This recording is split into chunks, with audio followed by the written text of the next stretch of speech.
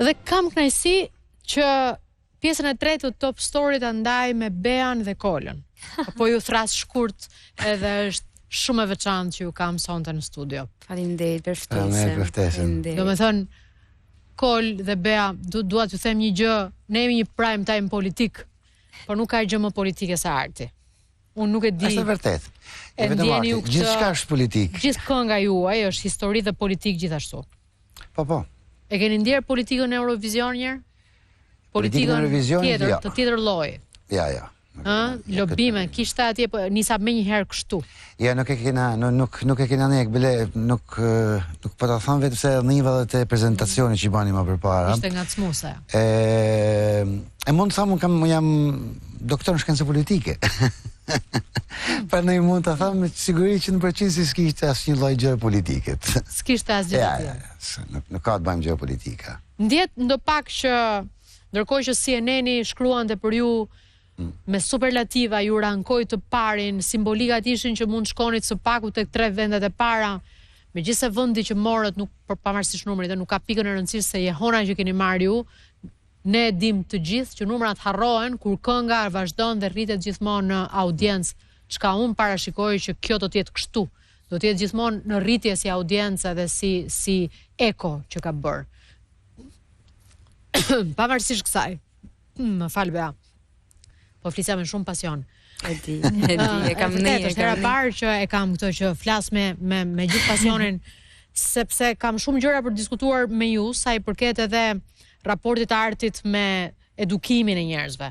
Kënga juaj, sipas meje edhe disa si unë e mendoj, jo pak po shumë, ka qenë një shuplak për t'i treguar asaj pjese të botës artit që bëhet art modern me folkun, me historinë dhe me traditën, bëhet ka përcim muzikor dhe një muzikë e mirë dhe thyhen të gjitha barrierat në rast se je realisht skrupuloz për të qenë artist.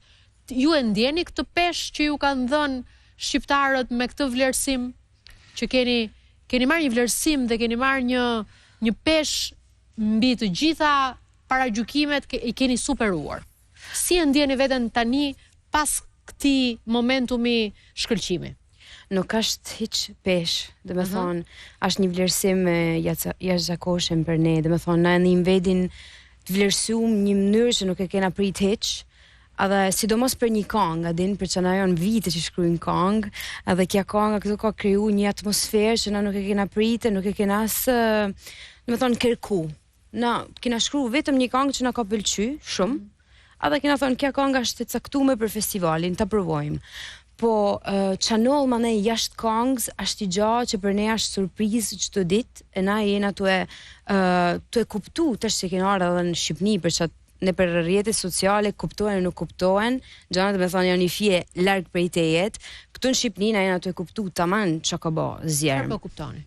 Kuptoj se dashnia është shumë e madhe, krejt për ne. Kuptoj që duhet më rujt rrugave, mas me më rrina se më jofi njerëzit. Më përpara nuk e kisha këtë problem. Është problem ky tani. Po problem se mund të bëj gjëra që s'duhen më bë. Çfarë mund të jenë gjërat që bën një artist që s'duhen bërë? Si mas ta them televizor këtë gjë. Kjo është gjë. Kam problem që mas më po njerëzit rrugë. Imagjinoj sa do ta them televizor. Nën melodina. Po. Si lindi gjithë bashkimi juaj, si lindi gjithë kimia juaj artistike, ka disa pyetje në momentet që ne e vum në disa nga, le të themi, rrjetet tona që ju do të ishit në pjesën e tretë, edhe ju lidhin në mënyrë personale me njëri tjetrin, na tregoni pak historinë si ju bët bashkë. Kena asnjë tjetër personale, unë nuk e di kush është. Ja, asën. Unë e di, sepse kam bërë kërkim mjaftueshëm për ju, por publiku do t'ju njohë në çdo dimension.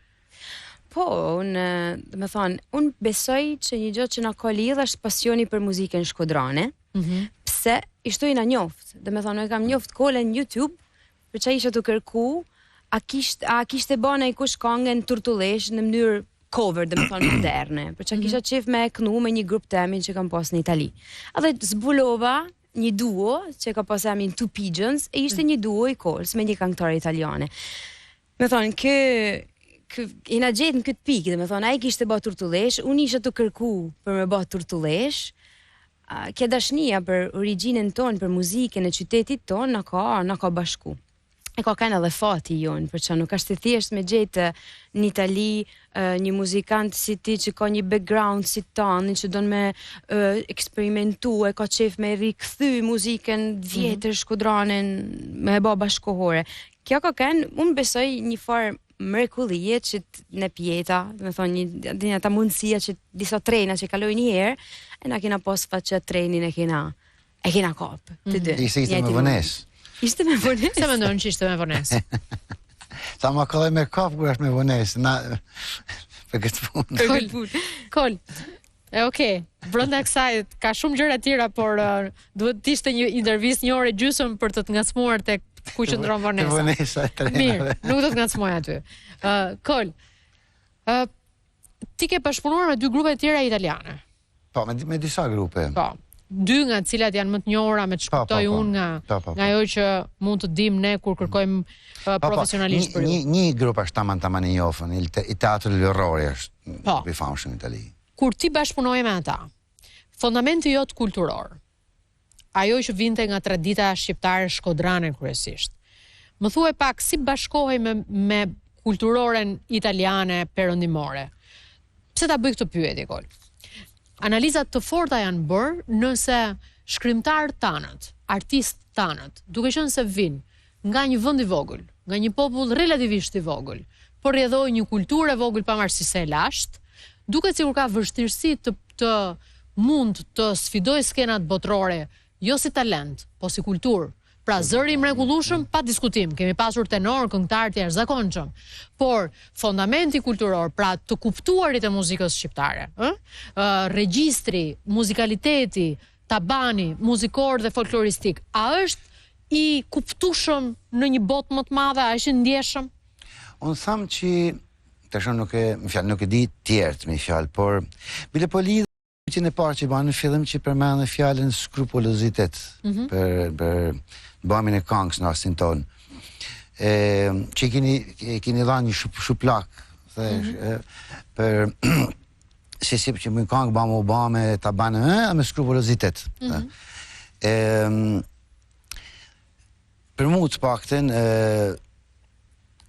kur bëhet një punë e banë me skrupulozitet, më që gjithë cili mund të bëjë sa më mirë në atë mënyrën e vet.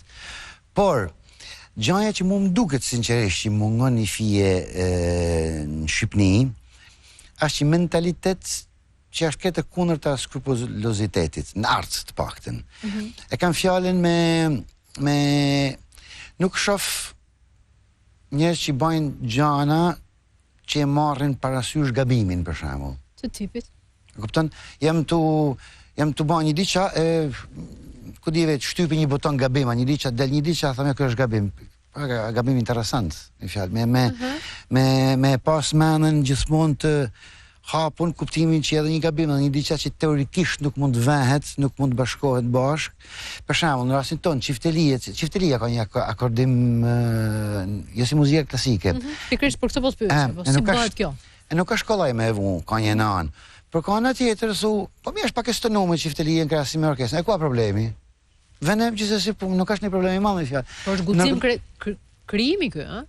Po tash nuk është tjetër, don me e bë perfekte me fjalë që ajo stënon duhet me akordu.